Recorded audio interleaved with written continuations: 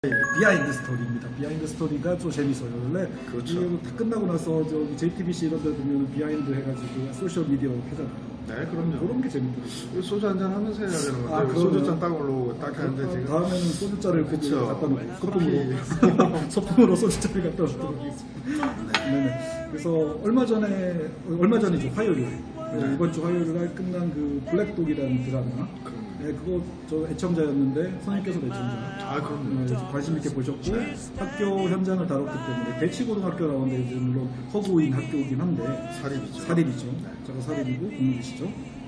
하지만 학교이기 때문에 느끼는 건 비슷합니다. 네, 그럼요. 네, 그래서 네. 그 블랙독에 대한 얘기를 좀 나눠볼까 합니다. 네. 선생님 좋아하시죠, 서영지? 좋아해서요. 제 방이나 본방 볼 때 서현진 나오는 걸 제가 카메라로 찍어서 거기까지 되셨죠? 소장까지 가지고 있었고요. 그래요? 또 매니아시네. 어떤 슈트를 입었는지 거기까지. 찍어서 어떤 색상을 좋아하는지를 따서 이제 나중에 보모 제가 쓸 때 그 색상을 쓰려고요. 정말 그 정도면 저보다 너무 매니아신데 서현진 님도 혹시 이거 보시면 네. 바로 피드백 주시길 바랍니다. 네, 연락 주세요. 그래서 뭐 저희 방송 널리 알려지고 또 이 좋은 내용들을 같이 공유할 수 있고 얘기 나눌 수 있으면 좋죠. 네, 그래서 거기에 나오는 주제가 네. 선생님 아시다시피 이제 좀 네. 깊이 있는 주제죠, 사실은. 그렇게 다루기는. 아픔도 많죠. 네, 그렇죠. 아픔 있는 주제인데 거기 기간제 선생님으로 나오시잖아요. 서현진 내공이 기간제 선생님이죠. 고한을 선생님. 네. 고한을 선생님 마지막에는 이제 저 임용이 돼가지고 대치고를 떠나서 이제 떠나서 국립학교로 다른 가는 데. 네, 서울에서 국립으로 이제 가시는데 이제 다시 모여서 선생님들하고 이제 추억을 얘기하고 이렇게 하시더라고요. 네. 그 기간제 문제가 하루 이틀 문제는 아니고 저도 사실 기간제를 거쳐 봤거든요. 아유, 힘들죠. 힘들었어요. 아픔이 있죠. 아픔이 좀 기간제 눈물 나죠. 안 되겠죠. 이렇게 초창기에 들어가서 제가 기간제는 안 하고 안 해보셔서 아픔을 모르시면 네. 사실 죄송합니다. 깊이를 뭐 저하기 힘들지만 또 이제 가족 중에 또 네. 느낌도 또 있으신다고 제가 얼핏 들었어요. 네, 그래서 기간제 선생님들의 아픔을 네. 이제 그 블랙독 상영 초기에 네네. 기간제 선생님들에 대한 칼럼을 제가 써서 네. 큰 반향을 일으켰었고요. SN 뉴스에도 막 나왔었죠. 네, 그리고 끝나가기 전에 한 11, 12, 13화 요때 할 때 네. 기간제 선생님들에 대한 칼럼을 또 썼었거든요. 그렇군요. 그랬더니 블랙독 그 사이에 한 두 편의 기간제 선생님들 칼럼을 썼습니다. 네네. 그래서 기간제 선생님들의 그 차별적인 요소와 네네. 또 정규 선생님들과 기간제 선생님들 간의 고용의 불안정에 대한 문제에 있어서 학교 내에서 보이지 않는 알력과 갈등, 업무 분장의 문제, 정말 업무 분장 나왔습니다. 네, 그다음에 돈 그 성과급 성과급이나 나왔습니다.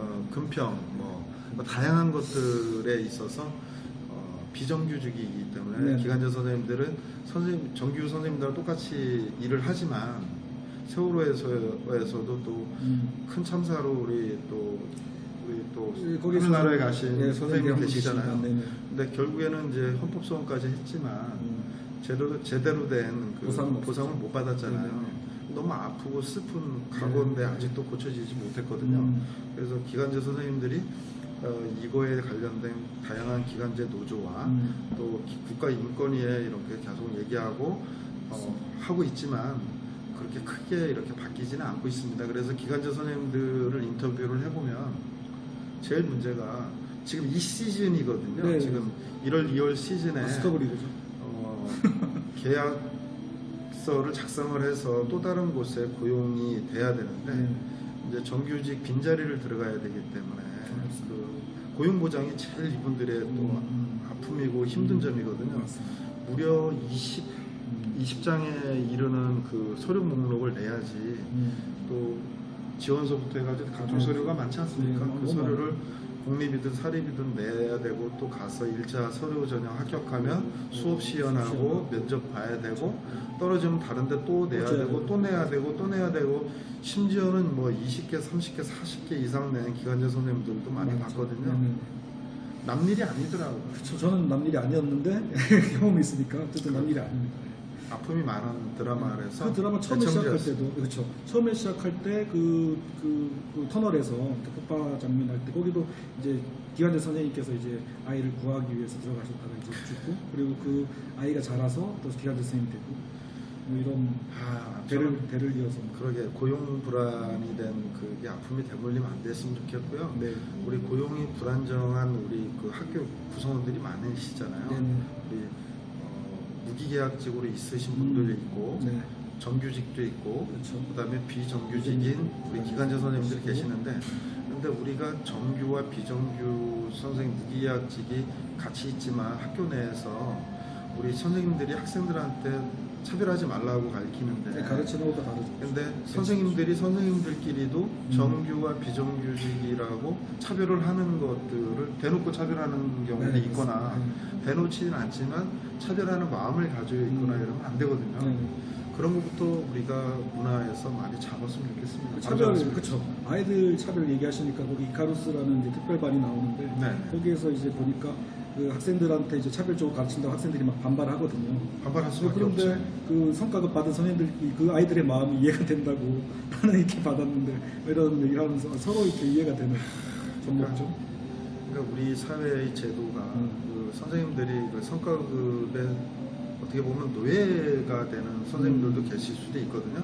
노예는 아닌데 그 성과급을 더 받기 위해서 이렇게 기피 업무를 하다 보니까 성과급이라도 더 받고 싶은 그런 또 네. 충동도 생기기도 하고 네.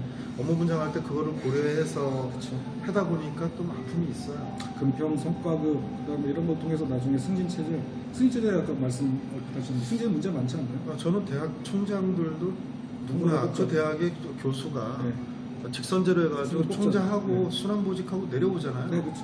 학교도 마찬가지로 유 선생님이나 최우성 선생님이 돌아가면서 교장하고 네, 다음에는 선생님 하시고 내려오면 그냥 평교사 하면서 그렇죠. 좋네요. 그런 시스템으로 가야지 네. 교장이 되면 그 권위를 가지고 이게 찍어 누르는 그런 승진 체제는 아니라고 보고요. 그래서 그런 제도가 조금씩 바뀌고 있으니까 우리가 모든 사람이 열심히 하면 이렇게 승진이 아니라 순환 보직으로 어떤 보직을 하고 내려왔다는 개념으로 갔으면 좋겠어요. 그렇죠. 또 민주적인 걸 가르친다는 입장에서 보면 네. 이 조직도 교사 조직도 민주적이어야 되는데 맞습니다. 민주적이지 않은데 아이들한테 민주주의를 가르치는 건 모순이잖아요. 그러니까 우리가 파라독스라고 하잖아요. 네, 패러독스. 이게 모순되는 거는 창과 방패가 모순이잖아요. 네네, 맞아요. 그러니까 모순점이 없어야지 학교가 행복해지는데 네. 우리가 보이지 않게 우리가 고용 부분에 있어서도 정규 교사, 비정규 교사에 이렇게 나누는 것도 차별이고요. 네. 이런 게 없어야 되는데 이 모순되는 거를 없애는 한 해가 올해가 됐으면 좋겠습니다. 정말 간절히 2020년 경자년 한 해 동안 정말 간절해요. 간절히 소망합니다. 네, 그죠? 소망합니다. 소망하십시오. 네, 소망하고 그 선생님께서 보시는 그 아까 얘기했던 민주적인 학교를 만들기 위해서 미래에 꼭 필요한 요소는 어떤 거라고 생각하십니까? 얘기했지만 꼭 필요한 요소는요. 우리 예비 교사들이 이 예비 교사를 꿈꾸는 우리 학생들의 꿈과 진로가 상위권에 이제 교사가 랭킹이 돼 있지만 네네. 최근에는 유튜버다 이제 미래 교육에 관련돼 있는 미래 산업에 관련돼 있는 직업군들이 올라오고 있지만 네. 아이들이나 마음속에는 이제 선생님들이 교사를 진로로 잡는 이유는 선생님들의 그 따뜻한 제자 사랑을 그래서 느끼기 느꼈기 때문에 더 많이 느끼는 것 같아요. 네네. 그래서 앞으로 이제 선생님들이 아이들한테 따뜻한 그 사랑을 줘서 인성이 좀 확실한 인성이 좀 된 학생을 그 우리가 역량을 키우는데 노력했으면 좋겠고요. 우리 행복하려면 우리 교사가 행복해야 되거든요. 선생님들이 행복하려면 선생님들이 잡무에서 좀 해방이 돼야 되고 교육 행정 문제가 네네. 그리고 선생님들이 업무가 아이들이 수업과 생활지도만 가르칠 수 있고 그거 해도 지도했으면 좋겠습니다. 제대로 하려면 시간 모자라던데. 그러니까 상담도 하고 싶은데 갑자기 하루 만에 뚝딱 공문을 보내달라고 해요. 그러면 홍길동 학생 상담은 언제 하고 그 학생에 대해서 제가 어떻게 생활지도를 하고 그 학생이 못 따라가는 기초학력을 언제 보강을 해줄까요? 그런 게 다 마련이 되면 선생님도 행복하고 아이들도 행복하고 나아가서는 학부모도 행복해질 것 같아요. 학생, 학부모, 교사가 또 모두가 남이 행복하고. 아니라 우리는 하나다. 그렇죠. 가족이죠. 가족이죠. 가족인데 네. 교육 3주체인데 따로따로 한 사람은 불행한데 한 사람이 행복할 수는 없는 거죠. 교사의 희생을 담보하는 학생의 행복은 네. 그 진정한 행복이 아니고요. 네. 학생의 희생을 담보로 하는 교사의 불행도 네. 제대로 된 그 행복이 아니죠. 아니거든요. 네. 모든 공동체가 네. 행복해야지 그 시너지 효과가 일어날 수 있거든요. 네, 그렇습니다. 그래서 교권과 인권이 보장되는? 보장되는 그다음 학부모의 또 권리도 보장되는 네. 그런 학교가 행복한 학교가 된다고 보고요. 네. 행복한 학교가 되면 자연적으로 발생하는 학교 폭력이나 뭐 인성이 안 좋다는 이런 거는 다 해결이 될 수 있을 거라고 봅니다. 네. 그래서 이 비하인드 스토리니까 좀 이렇게 가볍게 하려는데 선생님들이다 보니까 그러게요. 저희가 뭐 이렇게 대화가 좀 약간 항상 그 교훈적이 돼서 재미가 없을 수도 있는데 하지만 이게 되게 중요한 얘기고요. 네, 맞습니다. 기본적으로 저희가 중요하게 생각하고 미래 교육을 바꾸는 방법이기 때문에 네. 많은 학부모, 학생, 교사 여기 지금 듣고 있는 우리 채널의 시청자분들이 많이 공감해 주시면 저는 뭐 그걸로 가장 큰 보람을 얻지 않을까. 네, 맞습니다. 우리 기간제 선생님들 아픔과 슬픔과 힘든 점이 많거든요. 우리가 보듬어주고 같이 갈 수 있도록 우리 학교 내에서만큼은 차별하지 않도록, 아니 학교 밖에서도 차별하지 않도록 그렇게 우리가 만들어 갔으면 좋겠습니다. 애청자 여러분 도와주세요.